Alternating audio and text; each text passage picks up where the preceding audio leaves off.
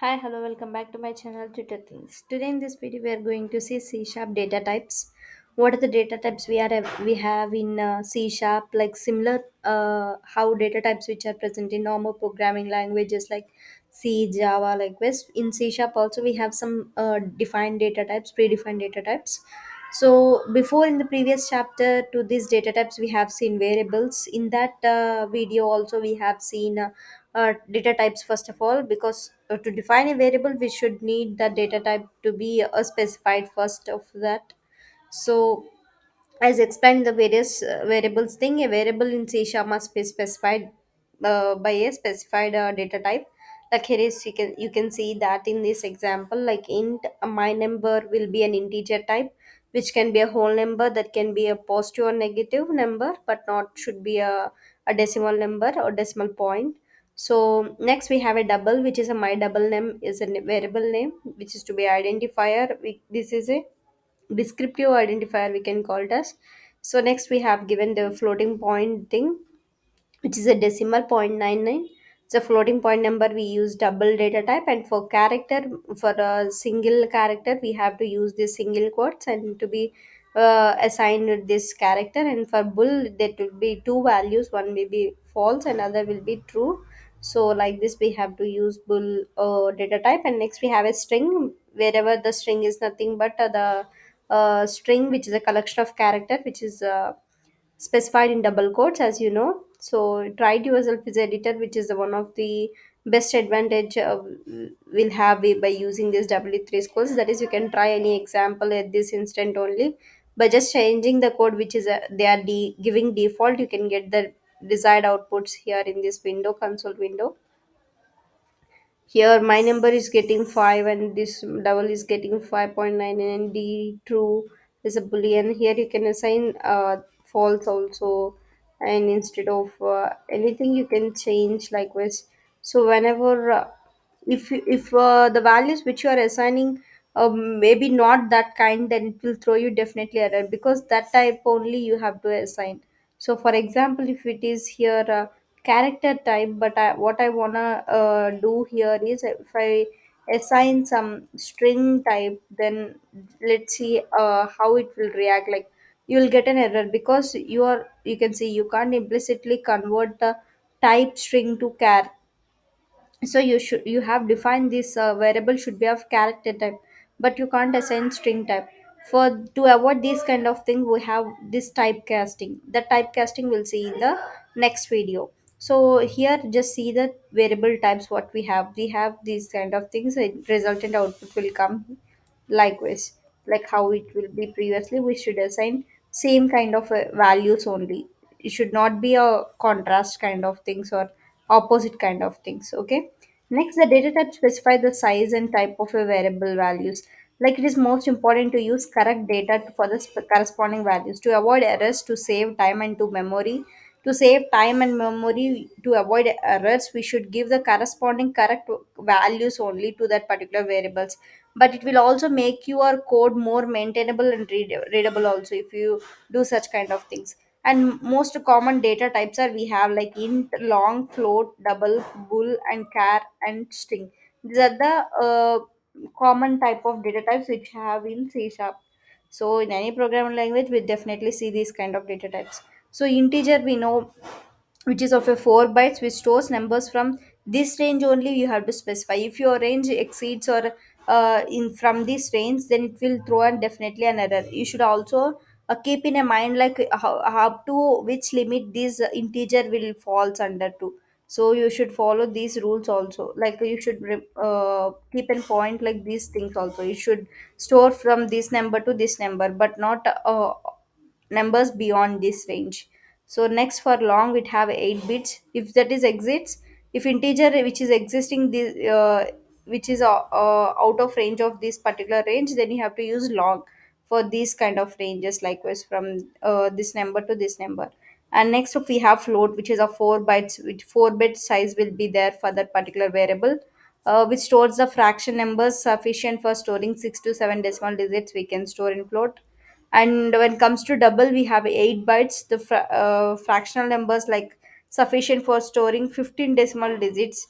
If the decimals is 6 or 7, then you can choose float. If it is higher than that, you can go with double. And for bool, it is of one bit only, stores whether true or false these values.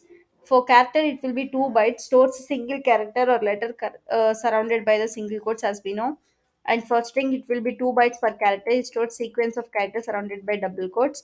This will be the sizes, and this will be the ranges, and this will be the data types you have to remember while using data types. To avoid errors or memory management, to save times, we have to keep in mind these kind of things also when assigning a values to other particular variables.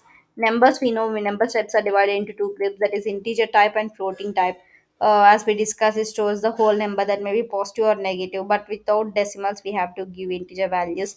So again, it valid out two types like int and long. We have which type should we use depends upon the numerical value. If it is from the, if it is from small range, or we can use go with the int. If it is from long to more than this particular range, then you can go with the long variable type. So floating point types are there for numbers, like to represent any fractional part containing one or more decimal values, then you go for float or double. If the range is, if you have 6 to 7 floating point decimal points, then you can go with float. If you have more than 15, then you can go with double. Even though there are many numerical types in C Sharp, the most used numbers are int for whole numbers and double for floating point numbers. However, we discuss them in the continue in the next things. So integer types are there. So integer types, int data type we can store from this range to this range. And in general, we in our tutorial, int data type is preferred data type, because more than that number we won't use for normal applications, right? So ultimately we go with int type only for numericals. So for long, we have this much range as we seen. So individual, they are giving examples, you can try all these examples. For floating point, float and double, we have. So use of float and double, we know like precision of floating value indicates how many digits value we have after decimal point. Precision will be the precision of float. For float, 6 to 7 decimal points, we can go with float. If it is about 15 digits, then you can go with double. So therefore it is safer to use double for most of the calculations, because we don't know how much value we'll get when we divide two big numbers like this. Then it is better to go with float to avoid such miscalculations likewise. Next, we have the scientific numbers, which is nothing but floating point numbers can be scientific numbers, which can be indicated by the E, that is nothing but a power of 10 likewise. For example, float F1 is equal to, we have 35 power of uh, 10 power of 3 likewise. This is a floating point. Next, we have double. This is a capital E, that is but 10 power of 4 likewise.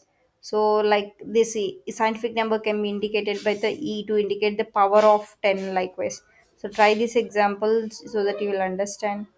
Here you can see floating point is 10 the power of 3 is nothing but 3 zeros are there, that is 35,000. Here float will be 12,000, right? So sorry, 120,000 likewise. So here we are printing that values, you are getting outputs likewise. E is denoted by the nothing but scientific number, small u or capital V will be the same. So these are the number types which we have. Now boolean types, we already know, which is of two values that may be true or false. Is if you want to use them, you can use which is having a single byte size. Next, we have mostly use it with conditional testing purpose. We use these kind of variables. So while doing examples, you can understand like character types. We have single character. Characters must be surrounded by single quotes, as we know. So basic things, no need to spend most of the time into this, because you already know what this string or char kind of things, which is a sequence of character called as a string.